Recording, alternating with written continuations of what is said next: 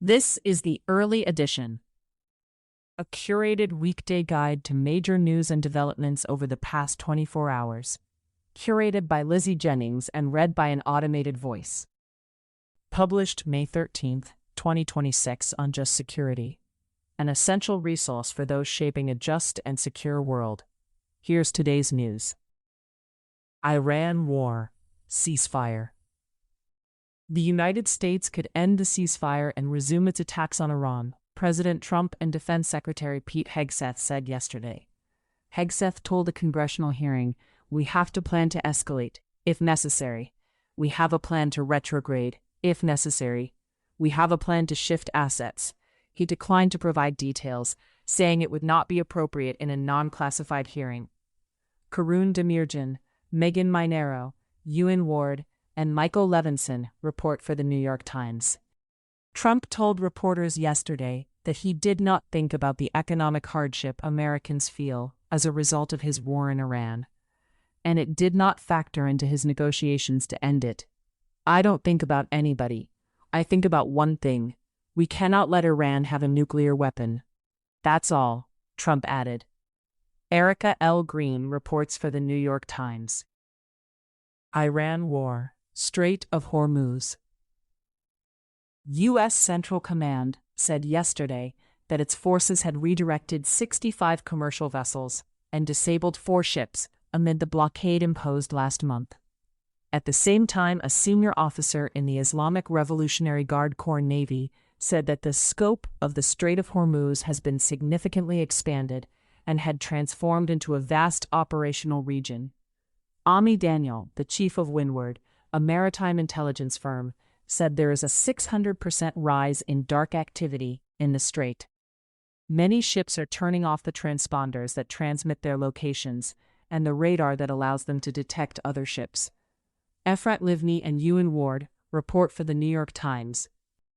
Both Iraq and Pakistan have cut deals with Iran to ship oil and liquefied natural gas from the Gulf through the Strait of Hormuz, according to 5 sources. In a deal between Baghdad and Tehran, Iraq secured safe passage for 2 crude carriers, each carrying about 2 million barrels of crude, that passed through the strait on Sunday.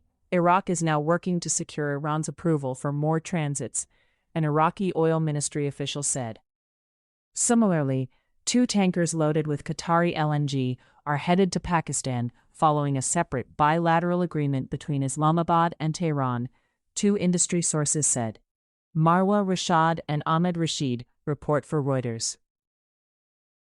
Iran war, other developments.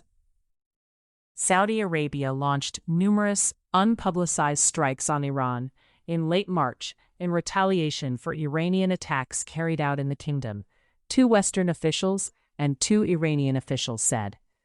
The officials added that Saudi Arabia made Iran aware of the strikes, and this was followed by intensive diplomatic engagement and Saudi threats to retaliate further, which led to an understanding between the 2 countries to de-escalate. Timur Azari and Parisa Hafezi report for Reuters. U.S. intelligence shows that Iran has operational access to 30 of its 33 missile sites along the Strait of Hormuz, according to sources. The sources said that the Iranians can use mobile launchers that are inside the sites to move missiles to other locations, and in some cases, they can launch missiles directly from the facilities. Iran also still fields about 70% of its mobile launchers across the country and has retained roughly 70% of its pre-war missile stockpile, according to the assessments. The findings undercut months of assurances from Trump and Hegseth about the success of U.S.-Israeli strikes. Adam Enthouse, Maggie Haberman, and Jonathan Swan report for the New York Times. The cost of the Iran war to the United States has risen to $29 billion from an estimate of $25 billion last month. Acting Pentagon Comptroller Jules Hurst told the House and Senate appropriations panels yesterday. Connor O'Brien reports for Politico. Israel-Hamas war. A team of Israeli researchers yesterday published a report on sexual violence by Palestinian militants during and after the Hamas-led attack on October 7, 2023.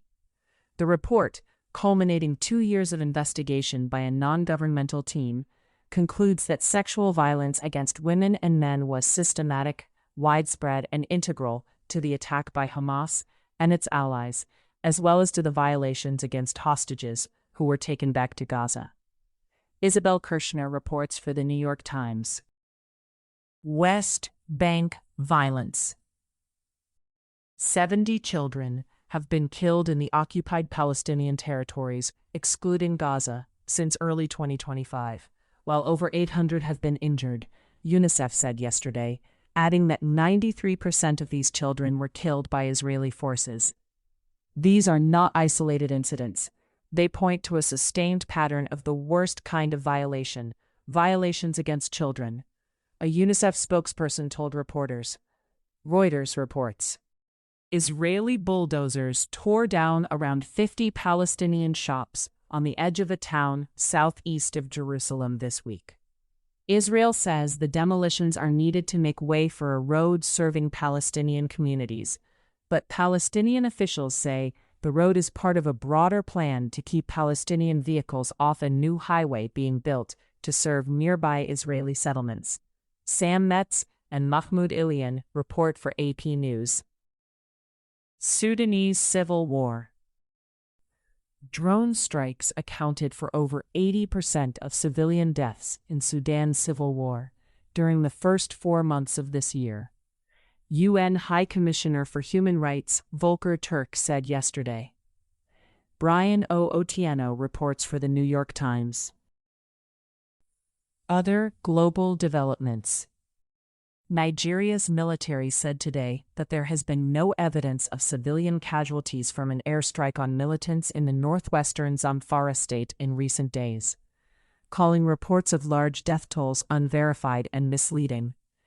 Amnesty International said earlier in the week that at least 100 civilians were killed in the May 10th airstrike.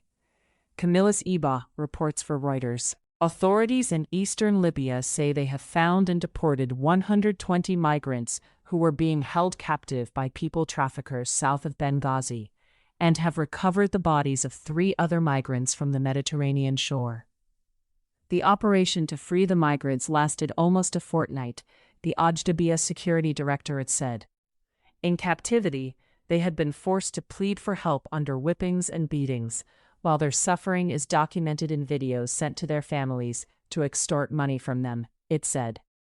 The Dutch counter-terrorism agency, NCTV, has investigated a covert operation by London-based private intelligence firms that monitored International Criminal Court staff in The Hague, including the lawyer who accused the court's chief prosecutor, Karim Khan, of sexual abuse in 2024.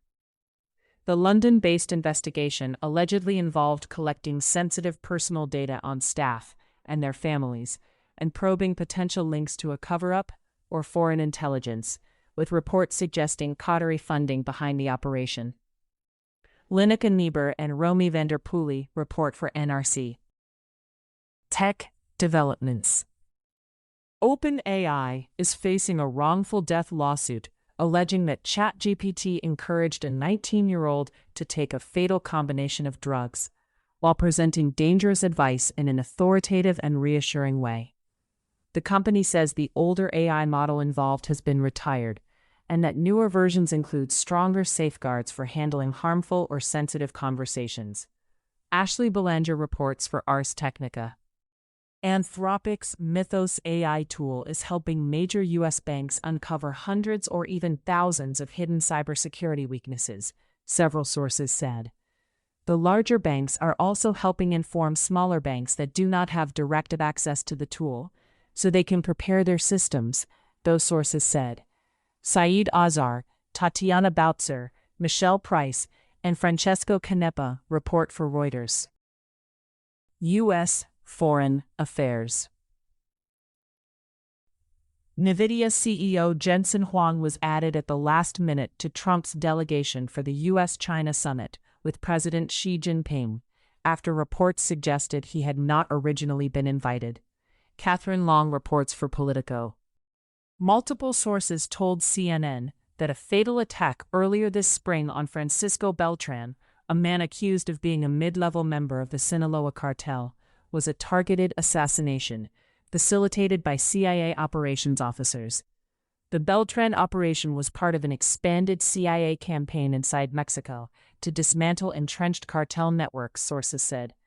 The Mexican government and CIA denied CNN's report yesterday. Natasha Bertrand, Zachary Bertrand, Evan Perez, Mauricio Torres report. Julian E. Barnes and Maria Abi Habib report for the New York Times. U.S. immigration developments. The Dominican Republic announced yesterday that it has agreed to take third-country deportees from the United States. President Luis Abinader had said last year that the Dominican Republic would not accept people from other countries. James Wagner and Habla Anicia Perez report for the New York Times. Officials at the Florida Immigration Detention Center known as Alligator Alcatraz yesterday told vendors that it was closing, sources said. Vendors were told that detainees would be moved from the facility by the start of June, and that the center would be broken down over the following weeks, 3 sources said. Patricia Meze and Hamid Aliaziz report for the New York Times. U.S. domestic developments. The Justice Department yesterday defended itself after the Wall Street Journal reported it had received subpoenas in connection with a leak investigation into its reporting on the war with Iran. Acting Attorney General Todd Blanche said, prosecuting leakers who share our nation's secrets with reporters, in turn risking our national security and the lives of our soldiers, is a priority for this administration. Sarah N. Lynch reports for CBS News. The Justice Department is holding internal discussions about settling Trump's lawsuit against the Internal Revenue Service in the coming days, according to the sources. The judge is examining whether the lawsuit is valid by ordering Trump's personal lawyers and the Justice Department to explain by May 20th whether a genuine legal conflict exists between them, given that Trump oversees the agency he is suing. Andrew Huron and Alan Fire report for the New York Times. At a congressional hearing yesterday, FBI Director Kash Patel angrily denied accusations from Democratic senators that he drank excessively, ordered improper polygraph tests, and lied to Congress, leading to heated exchanges, especially with Senator Chris Van Hollen, Democrat Maryland. Devlin Barrett reports for the New York Times. A newly released Gallup survey shows that 7 out of 10 Americans said they would oppose a data center being built near them. The poll found that more people would rather live near a nuclear power plant than a data center. Tim Craig reports for The Washington Post. Trump administration actions. A national missile defense system, like Trump's proposed Golden Dome, could cost taxpayers $1.3 trillion over 20 years, according to a government report published yesterday. The estimate was provided by the nonpartisan Congressional Budget Office, using an executive order issued by Trump in January 2025 as a blueprint. Even if the system is built, the report concluded, an adversary like Russia or China that has a large arsenal of nuclear weapons could overwhelm it, and some missiles would hit their targets. John ICYMI reports for the New York Times. The Department of Homeland Security yesterday announced that David Venturella, who has been overseeing contracts for detention centers at DHS, will serve as the acting director of ICE. Aaron Pellish reports for Politico. Food and Drug Administration Commissioner Marty McCary has left his post, Trump said yesterday on social media, adding that Kyle Diamantis will serve as the FDA's acting commissioner. Asked by reporters if he fired McCary or asked him to resign, Trump replied, "Well, I don't want to say, but Marty is a great guy. He was having some difficulty." Peter Sullivan reports for Vice President J.D. Vance is bringing in longtime Trump ally Cliff Sims as a new national security advisor, Vance said.